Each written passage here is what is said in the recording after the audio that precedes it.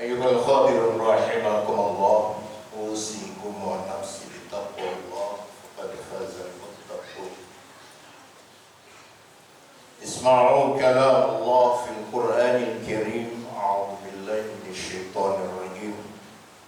ولا تهنوا ولا تحزنوا وأنتم الأعلون وإن كنتم مؤمنين. وقال أيضا كنتم خير أمة أخرجت للناس تأمرون بالمعروف وتنهون عن المنكر وتؤمنون بالله ولو آمن أهل الكتاب لكان خيرا لهم منهم المؤمنون وأكثرهم الفاسقون. صدق الله العظيم. Sidang jamaah Jumat rahimakumullah, puji syukur hanya milik Allah Subhanahu wa Ta'ala atas limpahan rahmat dan karunia-Nya. Kita semua selalu diberikan nikmat. Ada nikmat Islam, ada nikmat iman yang selalu ada pada diri kita. Kita juga bersyukur bahwa sampai hari ini kita semua masih sehat walafiat dan diberikan Allah kesempatan untuk bisa hadir bersama di rumah Allah yang mulia ini. Kita tunaikan sholat Jumat siang hari ini. Mudah-mudahan ini mendapatkan ridha dari Allah Subhanahu wa Ta'ala. Amin ya rabbal alamin. Perkenankan saya siang ini mengangkat tema meneguhkan kembali keberislaman kita.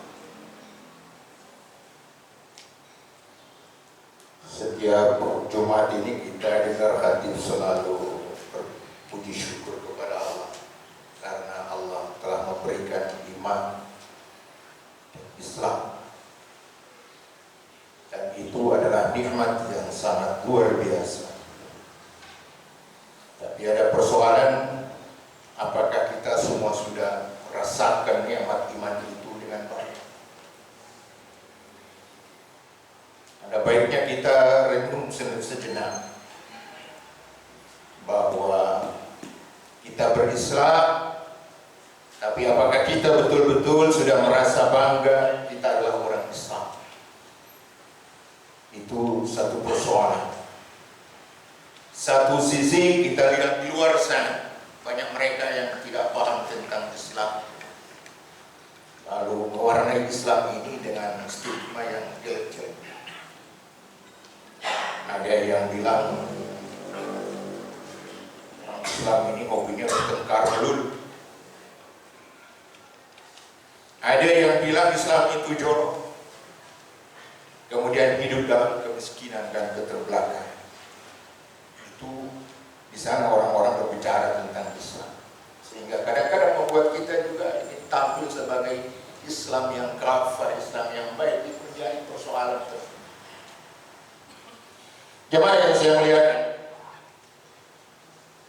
euforia sepak bola di Qatar, ada persoalan naik.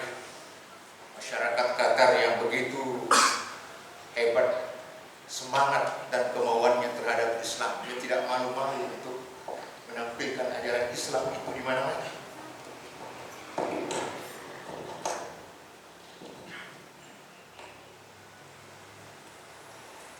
Dan bahkan pesta yang dihadiri oleh semua pasukan sepak bola terhebat di dunia, apakah itu Islam atau non-Islam, mereka semua menyaksikan bagaimana hadirnya masyarakat Qatar dengan mengeluh-elukan Islam. Sangat baik. Kita di Indonesia barangkali perlu belajar tentang itu. Fenomena ini sangat menarik. Kita sering mengklaim diri Islam, beriman, tapi juga kita belum bangga untuk mengatakan kita Islam dengan sesungguhnya. Jemaah yang saya muliakan, padahal saya tadi membaca surat Ali Imran ayat 139. Itu Allah mengingatkan bahwa siapa yang beriman itu derajatnya akan ditinggikan oleh Allah. Wala tahinu wala tahzanu wa antumul a'launa in kuntum mu'minin. Jangan Jangan kamu itu bersikap lemah dan jangan pula kamu bersedih hati, padahal kamulah orang-orang yang paling tinggi derajatnya menurut Allah jika kamu orang-orang yang beriman.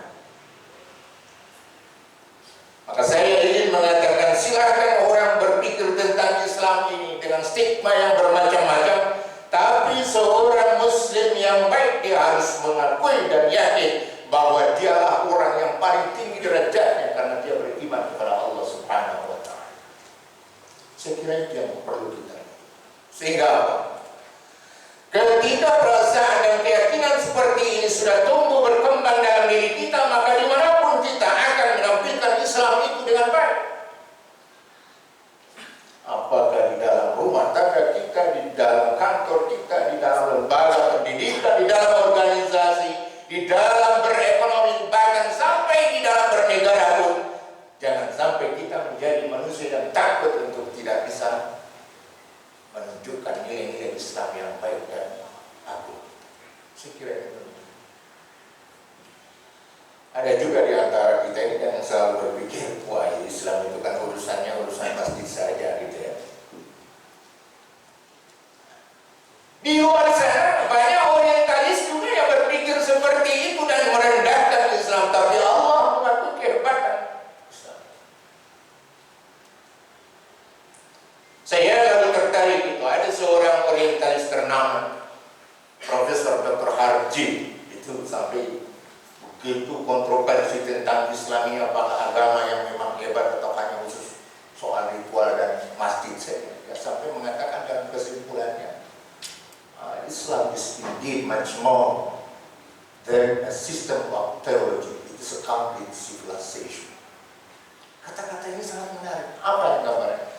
Islam ini tidak hanya gambaran dari satu sistem teologi saja, tapi lebih dari itu, dia adalah satu peradaban kebudayaan yang sangat kokoh. Maka jangan kita tampil jadi orang-orang yang pernah disindir oleh Muhammad Abdul itu. Islam majubun bil muslimin. Islam itu ditutupi cahayanya oleh orang Islam. Coba yang saya lihat di dalam ayat yang lain, Allah menggambarkan, misalnya kalau kita perhatikan bahwa kita ini adalah umat terbaik. Surat Ali Imran ayat 110. Saya tadi bacakan di awal khutbah saya. Kuntum khaira ummatin ukhrijat lin-nas ta'muruna bil ma'ruf wa tanhauna 'anil munkar wa tu'minuna billah. Kita ini adalah umat terbaik yang diciptakan oleh Allah dengan punya misi yang paling bagus. Ukhrijat lin-nas, mengeluarkan manusia, membawa manusia. Ta'muruna bil ma'ruf, mengajak manusia kepada kebaikan. Al-ma'ruf wa tanhauna 'anil munkar, mencegah dari kemungkaran. Kemudian wa tu'minuna billah, dan selalu beriman dengan baik kepada Allah Subhanahu wa taala. Saya kira belum ada gambaran-gambaran yang sehebat ini dari kitab-kitab suci tentang umat, terkecuali Allah menggambarkan tentang umat Islam. Jemaah yang saya muliakan, saya membaca pandangan-pandangan dari Dr. Ardian Hussein, menyebutkan ada beberapa keunggulan yang dimiliki Islam. Dan itu kalau kita lihat tidak ada di dalam agama lain. Kata Ardian Hussein, dari keunggulan pertama itu adalah aspek nama. Maka analisis dia mengatakan, menyimpulkan, hanya Islamlah satu-satunya agama yang disebutkan namanya oleh Allah di dalam kitab suci.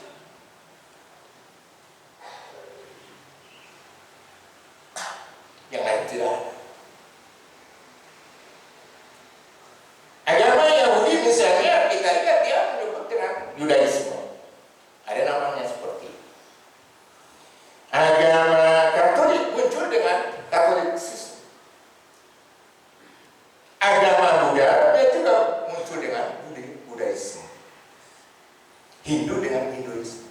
Konghucu dengan Konfusianisme. Tapi Islam tidak. Sejak diturunkan oleh Allah, diberikan nama Islam itu dan tidak pernah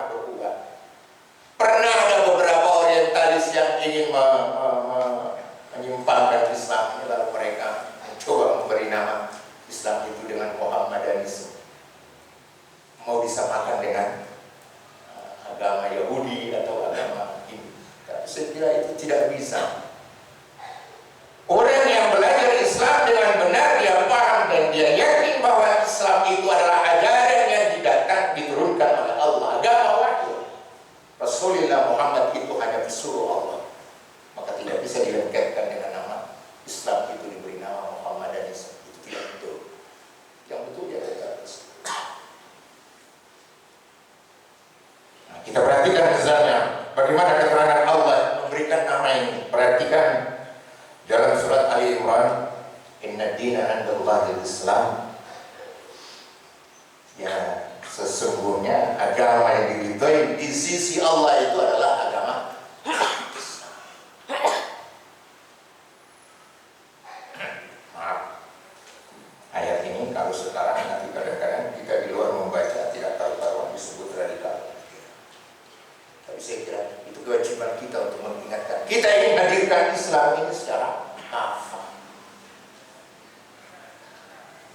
Kenapa lalu di ayat yang lain surat Ali Imran ayat 185 Allah mengingatkan kita itu, wa may yabtaghi ghaira Islam dinan fala yuqbal minhu wa huwa fil akhirati minal khasirin.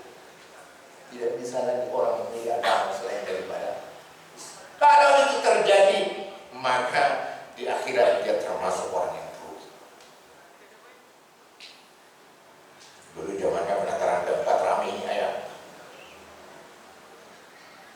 Karena itu katanya tidak mengakui agama yang sudah, silakan. Tapi itulah prinsip Al-Quran. Dan manusia tidak bisa merubah prinsip.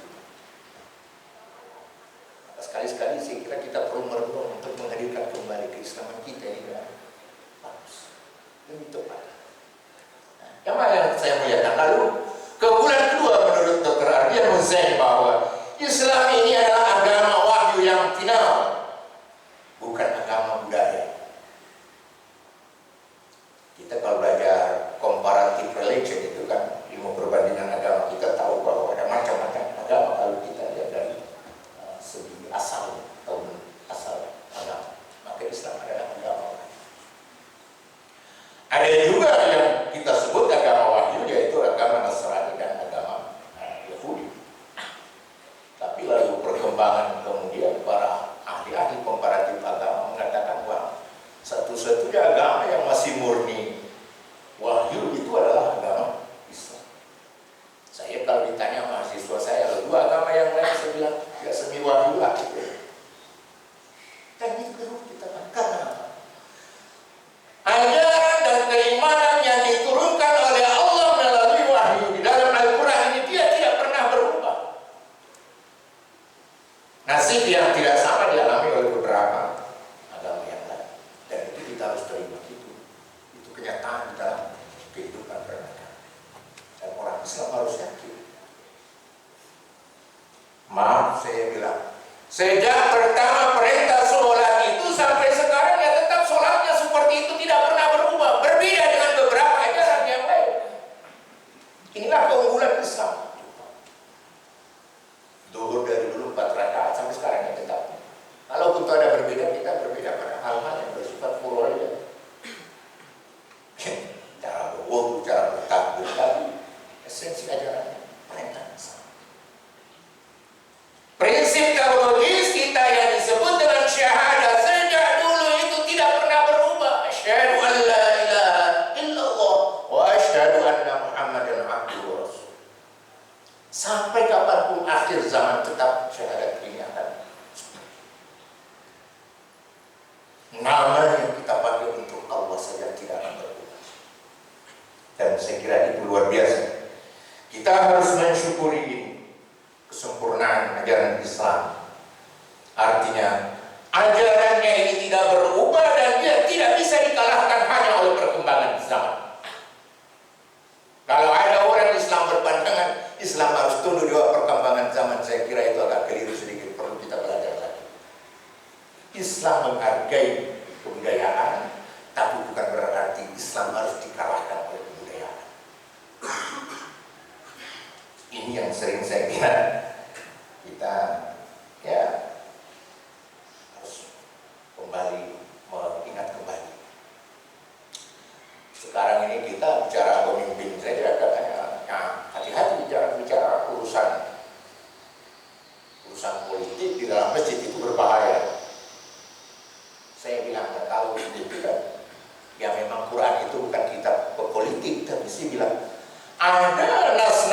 bersifat universal, yang bernilai moral, yang bisa kita tarik dalam tata politik bernegara, mengatur negara. Maka itu orang Islam yang bagus saya bilang jangan terlalu berpikir sekularistik, gitu ya.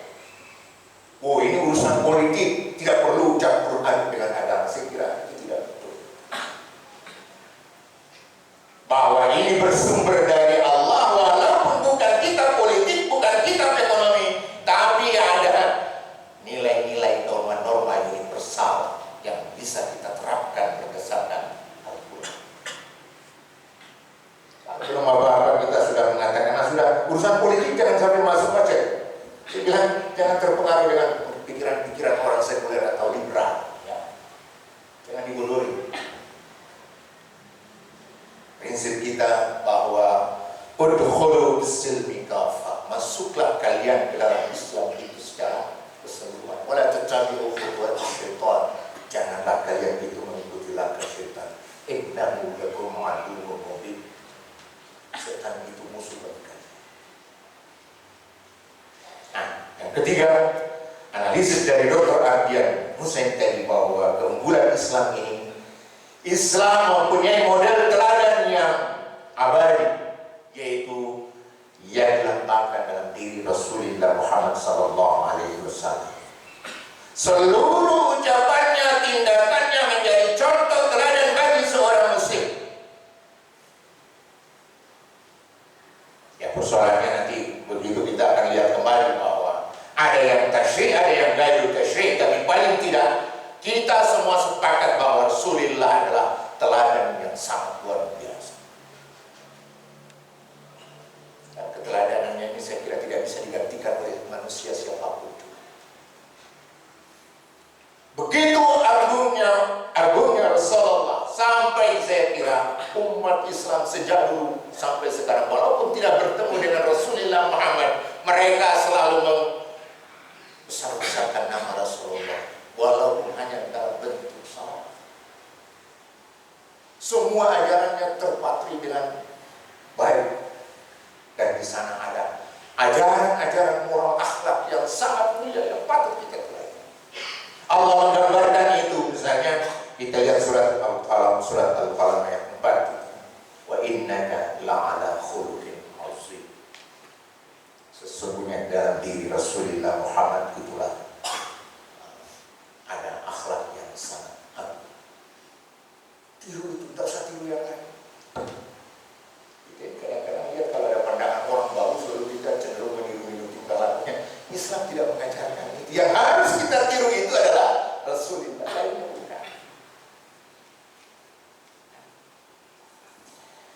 Di dalam surat Al-Ahzab, kalau sudah sering maulid dalam ayat ini dibaca orang-orang itu sangat baik. Allah sudah menjelaskan itu. Ya, qad kana lakum fi Rasulillahi uswatun hasanah liman kana yarjullaha wal yawmal akhir. Ada suri teladan yang baik. Kalau kau ingin berjumpa dengan Allah dengan baik, kau ingin bahagia di hari akhirat nanti, maka pakailah ini, tirulah Rasulullah Muhammad sallallahu alaihi wasallam. Dalam segala. Ada satu ayat itu yang sering saya mengatakan, kayaknya yang diminta kita ini bukan hanya orang sholat kemana-mana, tapi mengagungkan itu dalam arti bagaimana kita mau menerapkan, mengikuti semua prinsip ajaran Rasulullah Muhammad SAW. Allah mengingatkan itu, dengan mengikuti saja itu kita akan menjadi orang yang baik dan orang yang akan mendapatkan ampunan, dicintai. Qul in kuntum tuhibbunallaha fattabi'uni yuhibbukumullah wa yaghfir lakum dzunubakum. Ya, kalau katakan hai Muhammad kepada manusia, kalau kau ingin dicintai oleh Allah, ya ikuti Rasul. Ya, kalau kau mengikuti Rasulullah, maka Allah akan mencintai dan wa yaghfir lakum dzunubakum, Allah akan mengampuni semua dosa yang telah kalian lakukan. Itulah yang ingin saya sampaikan pada siang hari ini. Mudah-mudahan khutbah singkat ini bisa menjadi sebuah bermakna bagi saya dan jamaah semuanya. Aku qouli hadza, astaghfirullah.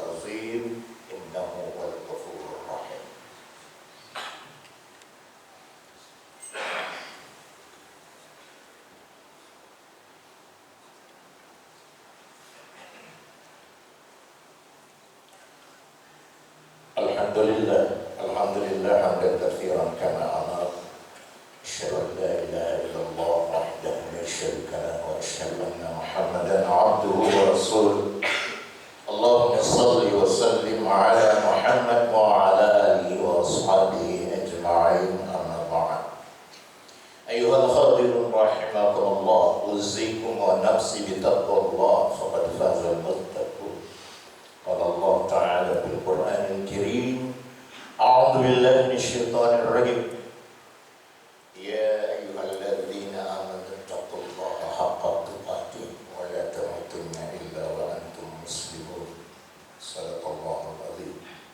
Jamaah yang saya muliakan, marilah pada khutbah yang kedua ini kita berdoa, kita memohon kehadirat Allah, semoga kita selalu mendapatkan rahmat, dibukakan pintu-pintu kebaikan bagi kita semua, dijauhkan dari berbagai bala dan malapetaka. Allahumma ighfir lil muslimin wal muslimat wal mu'minin wal mu'minat wal ahya'i minhum wal amwat. Allahumma arina al-haqqa haqqan warzuqna ittiba'ah.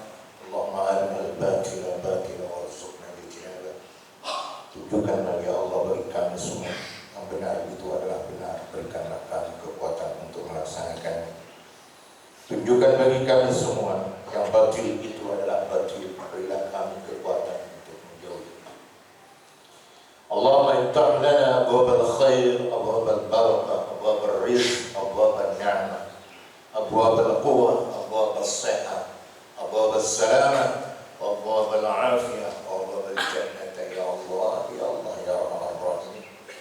Bukakanlah ya Allah bagi kami semua ini pintu-pintu kebaikan, pintu-pintu rezeki, pintu-pintu nikmat, pintu-pintu keberkahan, pintu-pintu kekuatan, pintu-pintu kesehatan, pintu-pintu keselamatan, pintu-pintu pemaaf dan pintu-pintu syurga ya Allah, ya Allah, ya Rahman Rahim. Allahumma yassir wa la tu'assir. Berilah bagi kami semua ini kemudahan, jauhkanlah kami dari berbagai kesulitan. Rabbana taqabbal minna du'a'ana innaka antas samiul 'alim wa tub 'alaina innaka antat tawwabur rahim. Terima ya Allah doa dan permohonan kami, sesungguhnya Engkau Maha mendengar, Engkau Maha mengetahui. Terimalah taubat kami ya Allah, sesungguhnya Engkau Zat penerima taubat, Engkau Maha Rahman. Rabbana atina fid dunya hasanah wa fil akhirati hasanah wa qina adzabannar. Subhana rabbika rabbil izzati amma yasifun wa salamun 'alal mursalin walhamdulillahi